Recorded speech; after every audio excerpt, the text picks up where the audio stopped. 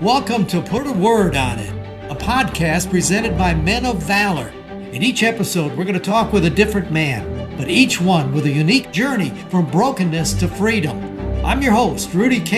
I spent over 40 years as a TV sportscaster, then retired and joined the Men of Valor program as a volunteer.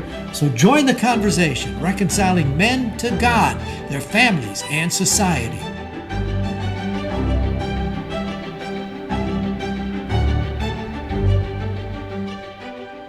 Welcome back to another edition of Put a Word on It, brought to you by Sage Spring Wealth Partners. I hope you've had yourselves a great summer. We have, but it's always good to get back in the saddle and bring these interviews to you. The first interview we have is with C.J. Bailey, a man who, in fact, what I want you to see is this video. When he first came into Men of Valor, he was in a group talking, and he said something that probably a lot of the men feel, and then they change. But listen to what he said, and then we'll let you hear him. I just had a newborn daughter. Congratulations. Thanks. However, I was incarcerated. I've never been an adult before, although I'm 34 years old. I was thoroughly irresponsible. I have been in my life and as a father. But I want to learn to be a man because I don't know how to. CJ, that was when you first came to Men of Valor. Have you started to find out what kind of a man you are? Yes, I've learned quite a bit in the last year. Like how to walk with integrity, how to be responsible, manage a job, how to be financially responsible for my daughter. I got a credit score now. So, I just got my license. There's a whole bunch of different stuff, but what I am figuring out is that no matter how good of a man I am today, you can always be a better one. I don't think we'll ever be the best man that we can be till we get to heaven, Right. You keep at it. I don't even know yet, My wife keeps reminding me of that, so you'll be all right. Yes, sir. But why didn't you know any of that before? Well, to be honest with you, because I was focused on everything but that. I was homeless, on drugs. I didn't acknowledge any of my responsibilities. Tell me about homeless. Where was this? In Clarksville. That's where I'm from. I grew up there. Did you have a family, parents, or were they separated? I have an adopted family there. Okay. But I left home pretty early on. What's early? Like 16. Wow. Yeah. You're supposed to be in school. I was supposed to be there. But you bolted. Yep. Why?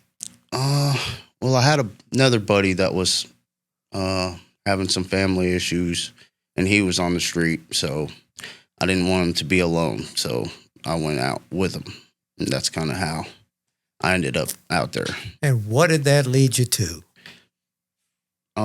Crime, drugs. Was the crime in order to get the drugs?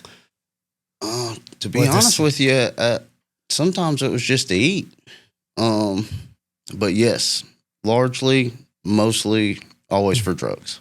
But homeless and to eat. Are you sleeping under bridges and stuff, or where are you sleeping? I normally manage a couch or a shed. Where do you find something those? Like that. People. There's like a whole community that you get involved in, when you're in the streets. How long did that go on? Off and on, my whole life, my whole adult life. Until what age? Give me an idea. Just until I was incarcerated, till about 33. All that time. No family? You didn't get married, or did you? No, never been married. But I do got my adopted family, and sometimes I would stay over there for, short periods of time. And then I had other friends that I would stay with for short periods of time. How frustrated were you? Were you just, you're going day by day. You get kind of hopeless, don't you? Yeah, I couldn't see a way out, to be honest with you. And I tell everybody, this last incarceration was literally the best thing that's ever happened in my life, aside from my daughter being born. Why was this the best thing the incarceration? I've had other guys say that to me. Well, because I wanted to get out. I didn't know how to. And so had it not been for me being incarcerated when and where I was and coming across the Men of Valor program and getting involved in the ministry while I was in there, the odds are I would have went straight back out to, the only stuff that I knew, really. Was it for drugs, just so we get it straight? I was an addict. I didn't want to be on drugs the last few years or so.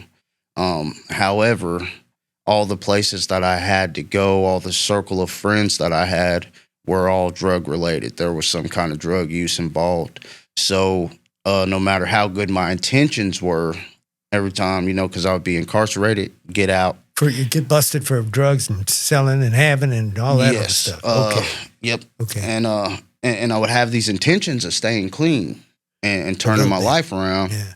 And but I would go to the same circle, and no matter how strong I thought my will was, me being around it and being exposed to that lifestyle, I would end up relapsing. Every time. So many guys in AA and other things, they think, man, I'm going to fight it. I'll be all right. And you might do it for a minute. And then after that, bam, hits you one more time. Yeah, for me, that's a lot from the devil.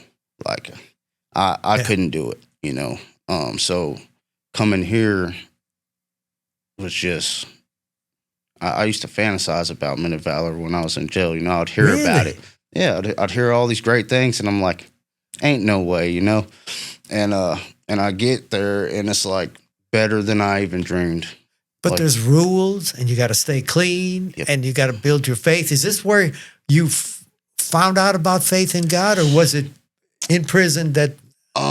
So I knew about the Lord since I was a kid. My granddad was a preacher.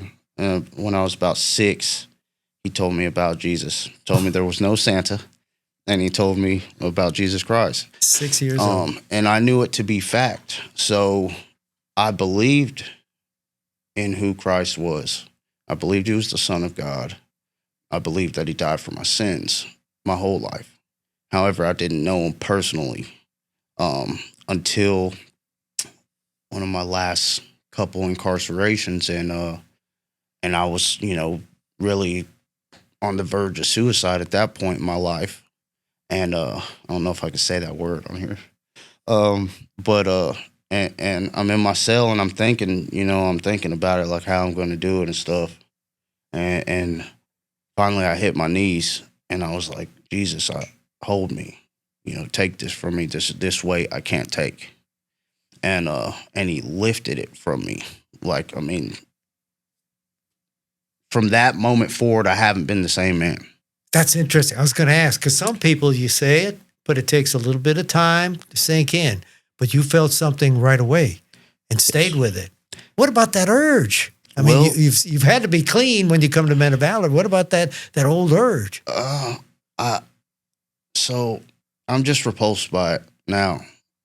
There's a certain point in addiction where, you only think about the pleasure, that the drug gives you, or alcohol. But after so much stuff is destroyed because of it, another part of your brain lets you know that there's bad. It's not just a good feeling that you get, So now whenever I think about drugs, I think about everything that I've destroyed, all the time that I've lost, all the people that I've hurt. I think about not being there for my daughter, and I think about how I feel about myself when I do it, which is like, for me, I hated myself, for the last couple years that I was in addiction. So, anytime I think about using, that's what I think is how I felt. How old's your daughter? She is 7. All right. And y'all are not married? No. But is there a good relationship? She's actually with her mom's mom. She's with her grandmother. But yes, wonderful relationship. Okay. Her grandparents support me. They were some of my best supporters. And I get to talk to my little girl every day and see her on the weekends. it helps. It also gives you an obligation. I got to stay right for this next child. She needs to have a father in her life like you had difficulty growing up. Man. And she's proud of me. She knows about everything that I've been through, unfortunately. Yeah. Yeah, she's But very that's happy. okay. I tell guys in prison, I said, all of that is a powerful story, and it's more powerful than mine because you can tell people, that's what I was, but I'm not that any longer, and you can look and judge me from this point on. Do you feel that? I'm brand new, yes. I completely understand, and I'm glad that it's my testimony. I love it. You know, the program's put a word on it. Have you got a word for me? Yes, I do. Uh-oh. It is foreknew. Foreknew.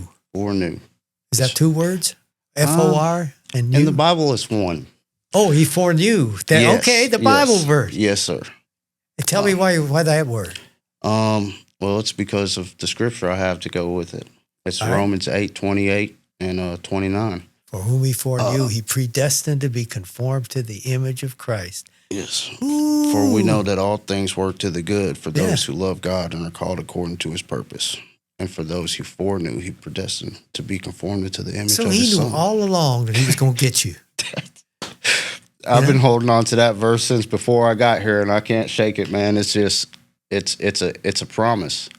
It's it's the promise that everything, all that stuff we've been talking about, all the addiction, all the years wasted that the devil tried to kill me, is actually being used for the good in my life and for the glory of God.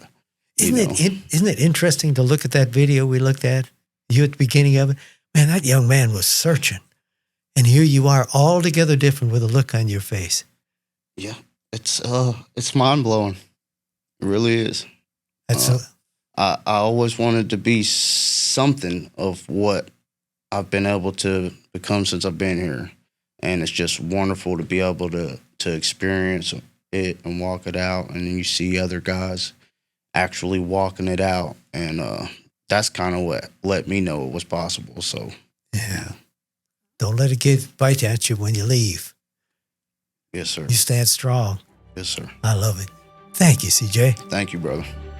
Well, I hope you enjoyed the interview. I love to see the difference in that young man a year ago and now. All that's changed in his life. And to say foreknew, he kept repeating that verse afterwards. He says he can't get it out of his mind. And when we got done with the interview, he was again, it is my life. I'm chosen by the living God. That's wonderful. He'll do some great things. Thanks for joining us. Join us again next time as we put a word on it.